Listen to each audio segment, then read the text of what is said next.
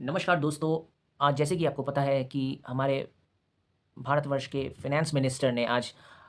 हमारे सामने union budget पेश किया और आज इक्विटी मार्केट्स भी खुले थे।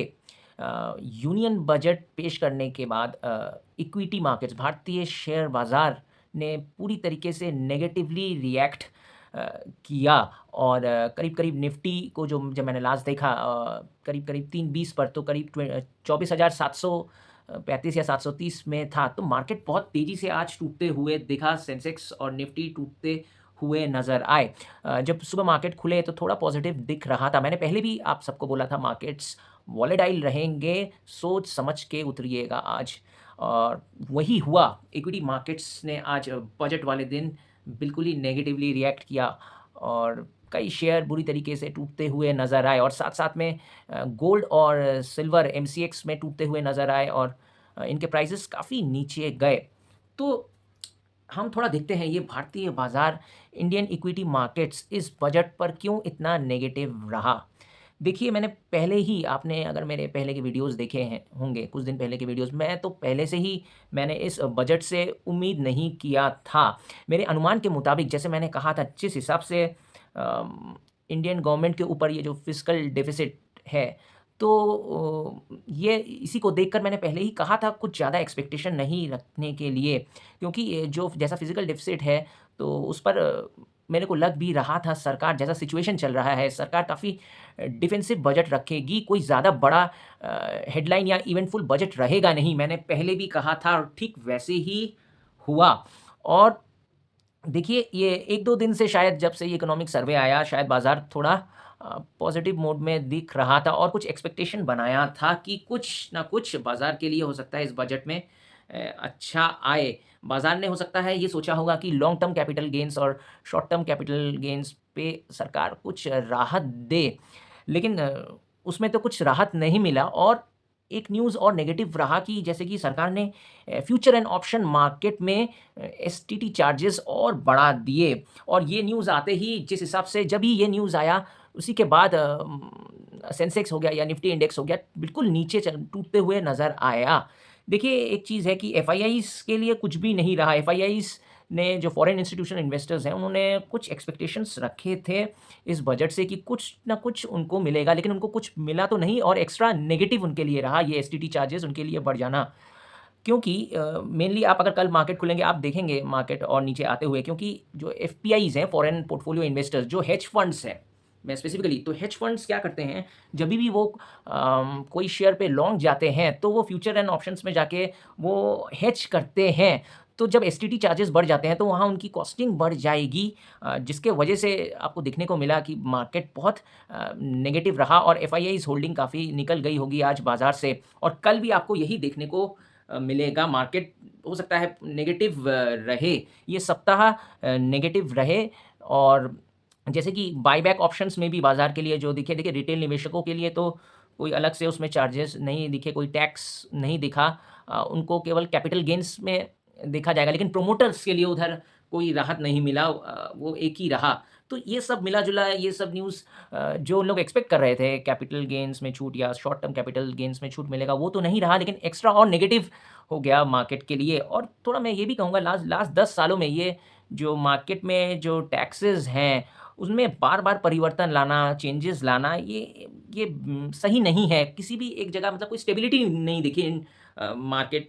जो टैक्सेस जो लगते हैं शेयर बाज़ार में निवेश करने के लिए, उसमें बार-बार चेंजेस लाना मेरे को ये बात भी ठीक नहीं लगता और फिलहाल तो इसी यही सब कारणों के लिए मार्केट नेगेटिव रहा और जिस हिसाब से इन्वेस्टर्स सोच रहे थे मार्केट में हो सकता है रिटेल निवेशक भी कि क्लैरिटी थोड़ा सोच रहे थे कि सरकार किस-किस सेक्टरों में क्लियर कितना स्पेसिफिक एलोकेशन करेगी, कितना इन्वेस्टमेंट करेगी, तो वो उनको दिखने को नहीं मिला। सरकार ने डिफेंसिव मोड पे सरकार थोड़ी डिफेंसिव मोड में थी, उन्होंने सारे सेक्टरों में थोड़ा-थोड़ा टच करके वो निकल गए। देखिए, मैं फिर भी ये कहूँगा कि ये देखिए इससे पूरा मायूस होने का बात नहीं है, बजट वैसे भी टेम्परेरी है। बजट अगर अच्छा आता है तो सब कुछ अच्छा नहीं हो जाएगा। सरकार कितना इम्प्लीमेंट करती है इन सब चीज़ों को बजट में जो बोलती है उसको कितना इम्प्लीमेंट करती है वो मैटर करता है लॉन्ग टर्म इन्वेस्टर्स के लिए और तो मैं यही बोलूँगा कि अभी ये पैनिक करने की बात नहीं है। आप बजट को पूरा पूरी अगर एनालिसिस कीजिए तो सरकार हालाँकि उन्होंने जो फिजिकल डेफ़िसिट थी, फिजिकल प्रूडेंस को थोड़ा देखते हुए वो डिफेंसिव रही, फिजिकल प्रूडेंस को उन्होंने मैनेज किया है। मैं पहले से ही यही एक्सपेक्ट कर रहा था और लो कॉमन पब्लिक के लिए जो इनकम टैक्स स्लैब था वो एक ही रहा। लोगों ने कॉमन पब्लिक ने एक्सपेक्ट किया था कि इस साल और थोड़ा उनको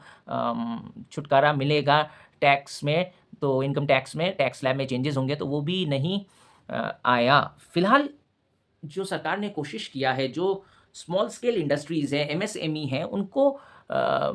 उनको थोड़ा अपलिफ्ट करने की कोशिश की है और उन इंडस्ट्रीज़ में लोगों का आय मिले, एम्प्लॉयमेंट जनरेट हो। वो भी हल्के से उन्होंने उन्होंने कोशिश की है इन चीज़ों में। अगर आप गहराई में जाके देखिए, उन्होंने लॉन्ग टर्म इकोनॉमिक पॉलिसी को मेंटेन करने के लिए ये बजट रखने के लिए कोशिश किया है, लेकिन इम्प्लीमेंट कितना कर पाती है, यही बात है, यही सोचने वाली बात है। तो अगर मैं देखूँ वो उन्होंने क्या-क्या कहा है, किन-किन सेक्टर्स में वो उन्होंने थोड़ा फ़ोकस किया है, उसको मैं थोड़ा आपके सामने रखना चाहूँगा कि सबसे पहले जो उन्होंने फ़ोकस किया है वो है बायो-फ़ार्मा मैन्युफैक्चरिंग में, बायो-फ़ार्मा सेक्टर पर उन्होंने फ़ोकस किया है, जहाँ उन्होंने 10,000 करोड़ का इन्वेस्ट करने की उन्होंने बात की है, जहाँ पे वो बायो-फ़ार्मा, फ़ार्मास्यूटिकल्स और आर-एन-डी, रिसर्च एंड डेवलपमेंट जो जेनेरिक्स में डेवलपमेंट होता है और सेंट्रल ड्रग कंट्रोल में इन सब जगहों में फ़ोकस करने की बात की है और कैंसर जैसी दवाइयों पर, कैंसर हो गया, डायबिटीज़ जैसे दवाइयों पर उन्होंने और रिसर्च एंड डेवलपमेंट में बढ़ावा दिया है और साथ-साथ में ये भी कहा है, ये जो दवाइयाँ हैं कैंसर और डायबिटीज़ ये भारतीय बाज़ार में अवेलेबल रहे, कम दामों में इनके दाम कमाने की बात की है। तो बायो-फ़ार्मा पर फ़ोकस किया है और सेकंड जो उन्होंने फ़ोकस किया है वो है सेमीकंडक्टर मिशन 2 फ़ोकस किया है, जिसमें कि उन्होंने 40,000 करोड़ इन्वेस्टमेंट करने की बात कही है और साथ-साथ में रेयर अर्थ मैग्नेट पर भी फ़ोकस किया है, जहाँ उन्होंने माइनिंग प्रोसेसिंग पे ज़ोर दिया है। उड़ीसा में उड़ीसा, तमिलनाडु, आंध्र प्रदेश यहाँ पे माइनिंग प्रोसेसिंग इंडस्ट्रीज़ खोलने की बात की है। कैपिटल गुड्स की अगर बात करें तो उन्होंने जो हाइलाइट किया है, हाई रोड टोल्स पे उन्होंने ज़ोर दिया है और उधर वो डिजिटल ऑटोमेटेड सर्विसेज़ लाने की बात कर रहे हैं और साथ-साथ मल्टीप्लेक्स इंफ्रा की बात की है, जहाँ मेट्रो हाउसिंग डेवलपमेंट और साथ-साथ में कंटेनर मैन्युफैक्चरिंग की भी बात कही है और इधर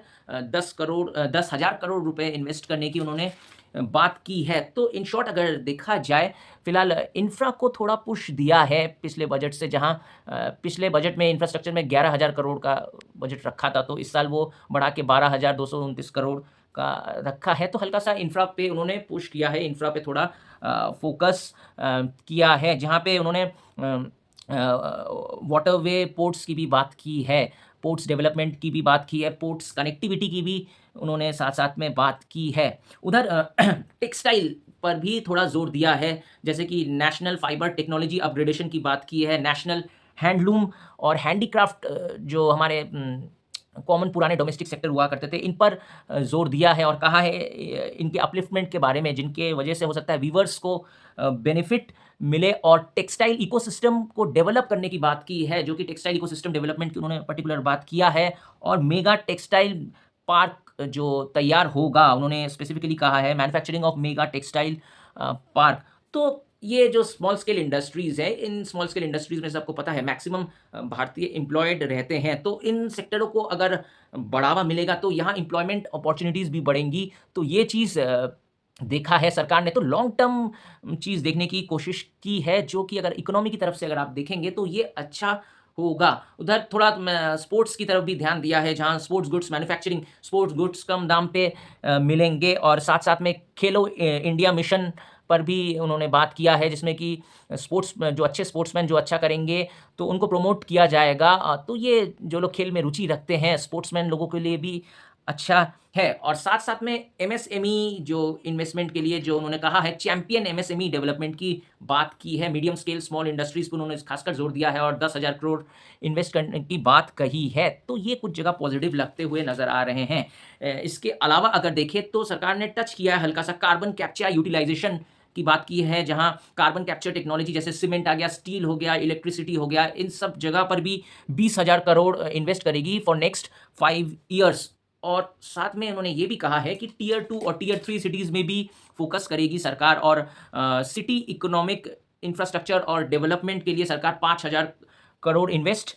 करेगी। जो आज का जो मेजर न्यूज़ है, जो स्पेसिफ़िकली अभी मैं बोलने जा रहा हूँ, जो हाई स्पीड रेल कॉरिडोर की बात की है। हाई स्पीड रेल कॉरिडोर के लिए सरकार इन्वेस्ट करेगी और हाई स्पीड रेल कॉरिडोर तैयार होंगे, जैसे कि मुंबई टू पुणे और पुणे टू आंध्र प्रदेश, चेन्नई टू बैंगलोर और दिल्ली टू मुंबई और साथ-साथ में वाराणसी से सिलीगुड़ी की भी बात की है। तो ये एक पॉज़िटिव चीज़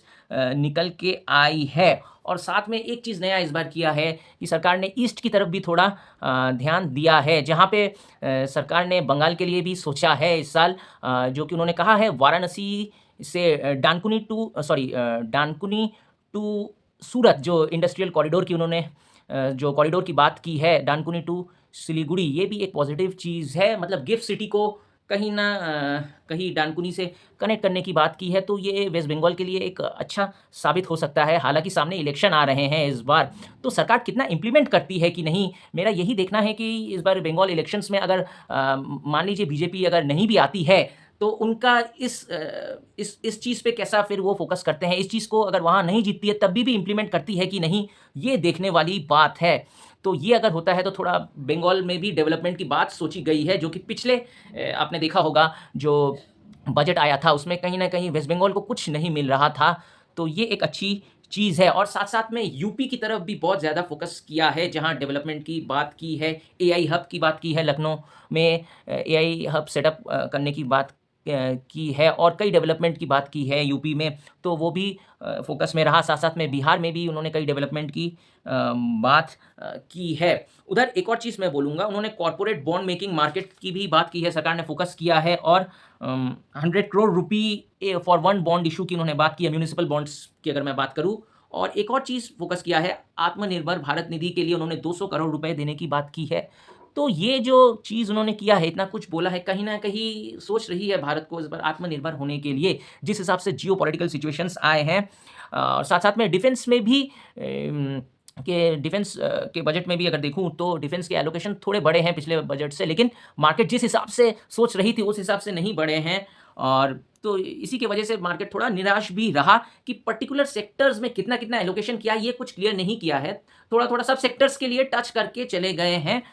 तो मार्केट ने सोचा था ये क्लियरिटी सरकार देगी, जो कि नहीं मिला। और सर्विस सेक्टर की अगर मैं बात करूँ, सर्विस सेक्टर में भी एआई फ़ोकस्ड अप्रोच रखा है, सरकार ने एआई पर ज़ोर दिया है। तो मैंने पहले भी कहा था कि ये चीज़ पे अगर सरकार करती है, तो ये मेरे को अच्छा लगा कि एआई और रेयर अर्थ क्रिटिकल मिनरल्स की मैं बात करूँ, सेमीकंडक्टर की बात करूँ, इन सब चीज़ों पे फ़ोकस करने की कोशिश की है। ये एक पॉज़िटिविटी निकल के आ रही है। साथ-साथ में मेडिकल टूरिज़्म पर भी ज़ोर दिया है, जहाँ पे मेडिकल टूरिज़्म की स्पेसिफ़िकली बात की है, वहाँ मेडिकल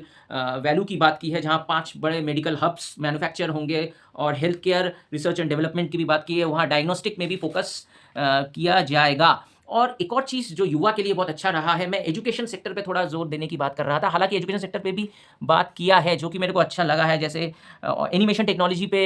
ज़ोर दिया है आईआईटी मुंबई, वहाँ गर्ल्स हॉस्टल भी प्रोवाइड किया जाएगा और 5 बड़े यूनिवर्सिटी मैन्युफैक्चर होंगे, जहाँ स्पेसिफिकली रिसर्च यूनिवर्सिटी भी रहेंगी और हायर एजुकेशन इंस्टीट्यूशन भी तैयार किए जाएँगे और एस्ट्रोफिजिक्स, एस्ट्रोनॉमी, टेलीस्कोप जैसे इस मैन्युफैक्चरिंग में ज़ोर दे रही है। तो ये एक कहीं अच्छा है और साथ में मैं थोड़ा और ये भी चाह रहा था कि स्किल डेवलपमेंट में थोड़ा फ़ोकस हो, लेकिन एजुकेशन के लिए भी और 500 स्कूल्स खोलने की बात की है। तो बात तो सब कुछ किया है, लेकिन अगर ये इम्प्लीमेंट होता है, तो ये लॉन्ग टर्म के लिए अच्छा होगा। लेकिन यही देखने वाली बात है, इंडिया में यही प्रॉब्लम है, हम लोग बोलते सब कुछ है, लेकिन हम लोग सही टाइम तक इसको इम्प्लीमेंट नहीं कर पाते हैं, तो यही देखने वाली बात है। और कई चीज़ें हैं, जैसे एनिमल हस्बेंड्री पे वो बात की है, जैसे फिशरीज़ हो गया, इन सब इंडस्ट्रीज़ में भी उनको भी बढ़ावा दिया है और कोस्टल एरियाज़ में जो कोकोनट डेवलपमेंट हो गया, walnuts, peanuts, agriculture farming, palm trees, काजू, कैश्यू नट,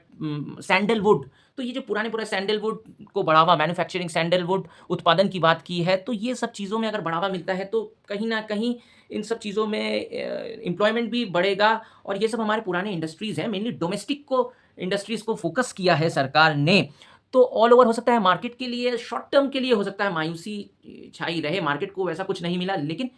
इकोनॉमी को रिवाइव करने की कोशिश की है फॉर लॉन्ग टर्म। नेगेटिव भी है और साथ में पॉजिटिव भी चीज़ें भी रह गई हैं। पॉजिटिव को मैं तभी पूरी तरीके से पॉजिटिव बोलूँगा जब सरकार इसको सही टाइम में इम्प्लीमेंट कर सके। बोलती तो बहुत कुछ है, पहले की सरकारों ने भी बहुत कुछ बोला है, लेकिन इम्प्लीमेंट हमारे देश में सही से नहीं हो पाता है। इन चीज़ों को अगर इम्प्लीमेंट करते हैं तो हमारी इकोनॉमी के लिए अच्छा ही होगा।